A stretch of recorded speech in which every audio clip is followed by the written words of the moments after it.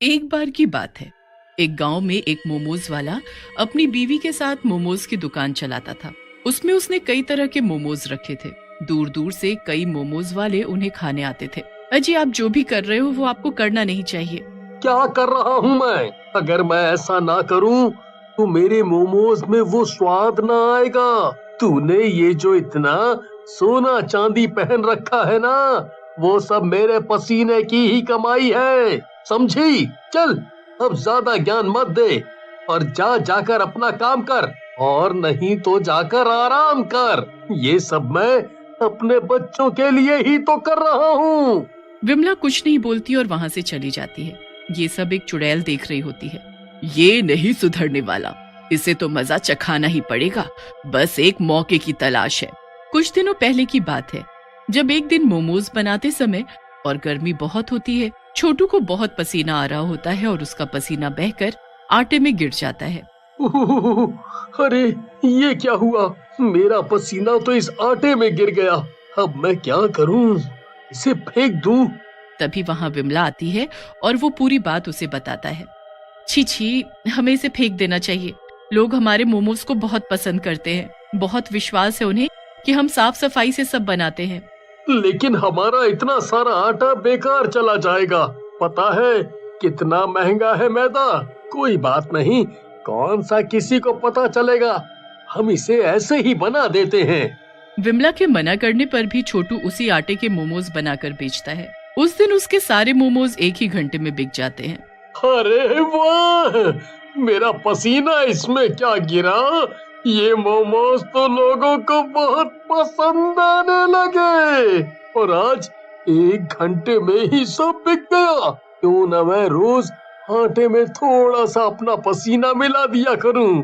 लगता है इससे मोमोज का स्वाद बढ़ गया है।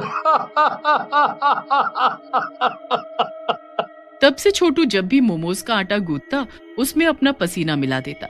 एक दिन, अरे यार, तुम्हें तो बस रोज रोज उस छोटू के मोमोज खाने होते हैं।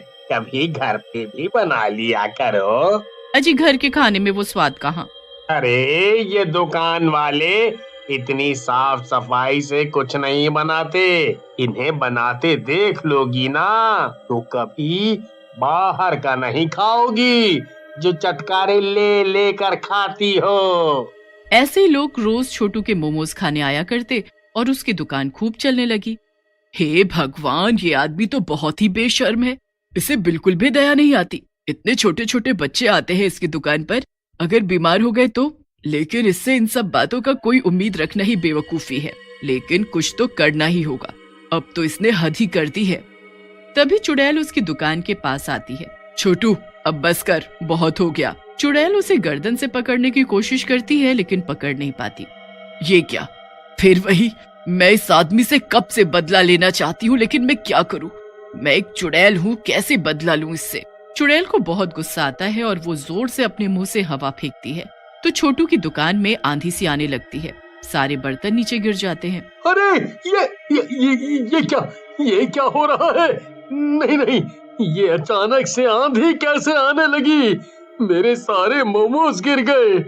इन पर तो मिट्टी लग गई। ये देखकर वहाँ खड़े सब ग्राहक वहाँ से चले जाते हैं। अरे नहीं नहीं, भाई साहब रुक जाओ, रुक जाओ। अरे रोक कर क्या करें? सब सामान तो गिर गया है भाई। इन पर तो मिट्टी लग गई है। हैं? तुम्हारे पास और मोमोज हैं क्या बने हुए? हैं? अगर बने हुए हैं तो हम खाने के लिए रुक जाते हैं। बोलो। चुड़ैल के मोमोज के पहले भाग में आपने देखा कि चुड़ैल दोनों बच्चों को लेकर दूर चली जाती है और उन्हें सारी बात बताती है। आंटी, अब बताओ क्या हुआ आपको? बेटा, एक बार की बात है। इसी गांव में एक गरीब पति पत्नी रहते थे। एक बार बारिश भी बहुत ज्यादा हुई थी जिस कारण उनके सारी खेती खराब हो गई थी। उनका नाम विमला और छोटू था। विमला और छोटू, ये तो हमारे माँ और पापा के नाम है। हाँ, लेकिन तुम मेरी कहानी तो पहले पूरी सुन लो। एक दिन, अजी अब हम क्या करेंगे, इस बार तो पूरी खेती ही खराब हो गई। अरे विमला, तू चिंता मत कर, मेरा एक दोस्त है। उसकी मोमोज की दुकान बहुत चलती है। मैं कल ही जाकर उसकी दुकान पे नौकरी कर लेता हूँ। ठीक है जी, जैसा आपको ठीक लगे। अगले दिन छोटू अपने दोस्त राजेश की दुकान पर जाता है और उससे नौकरी मांगता है। अरे राजेश भाई, मेरी हालत बहुत खराब है, तुम मुझे नौकरी पे रख लो। मुझे कोई भी काम दो, मैं कर लूंगा। छोटू, तुम्हारी पूजा भाभी ये मोमोज बनाती हैं और मैं बेचता हूँ।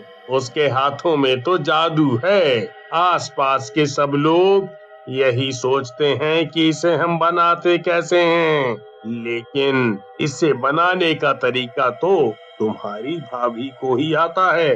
पता नहीं क्या मिलाती है ऐसा इसमें।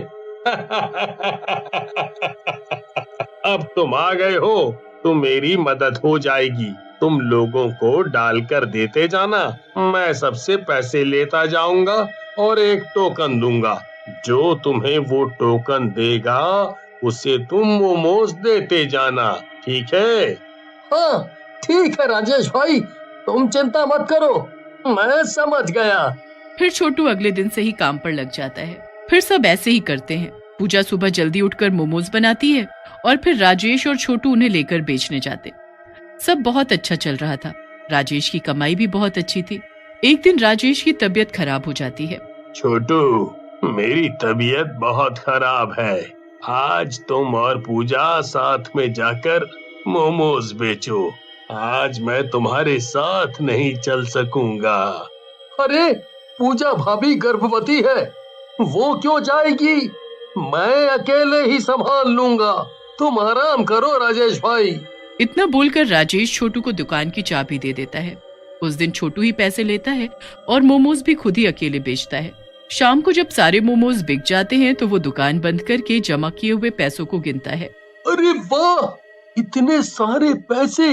ये राजेश इतना सारा कमाता है और मुझे बस जरा सी तनख्वाह देता है। फिर अगले दिन भी राजेश की तबीयत और भी बिगड़ जाती है। दुकान छोटू ही संभालने लगता है। इतनी अच्छी कमाई देखकर छोटू का लालच बढ़ने लगा। पूजा उसे मोमोज बनाकर देती और वो बेचता। एक दिन राजेश को दिल का दौरा पड़ता है और वो मर जाती है। पूजा अकेली रह जाती है और वो गर्भवती होती है। अरे भाभी, आप चिंता मत करो, मैं सब संभाल लूंगा। आप मुझे सिखा दो मोमोज बनाना। आप इस हालत में कितनी मेहनत करती हो। ठीक है भैया, मैं आपको बता दूंगी कि मोमोज कैसे बनाती हूँ। छोटू पूजा से मोमोज बनाना सीख जाता है। कुछ दिन बाद पूजा को एक लड़का होता है। अरे इसको तो लड़का हो गया, क्यों ना इसका लड़का लेकर अपनी बीवी की झोली में डाल दूं। वैसे भी अब हमारा बच्चा नहीं हो रहा, एक लड़की ही तो है, और इस पूजा का खात्मा कर देता हूँ। वैसे भी ये बिना पति के जी के क्या करेगी बेचारी। और फिर इसका लड़का भी मेरा और इसकी दुकान भी मेरी। फिर छोटू ऐसा ही करता है। हॉस्पिटल से वापस जाते समय एक सुनसान जंगल में तांगा रोकता है और पूजा को मार देता है और वहीं जंगल में फेंक देता है और पूजा के बेटे को लेकर वहां से भाग जाता है।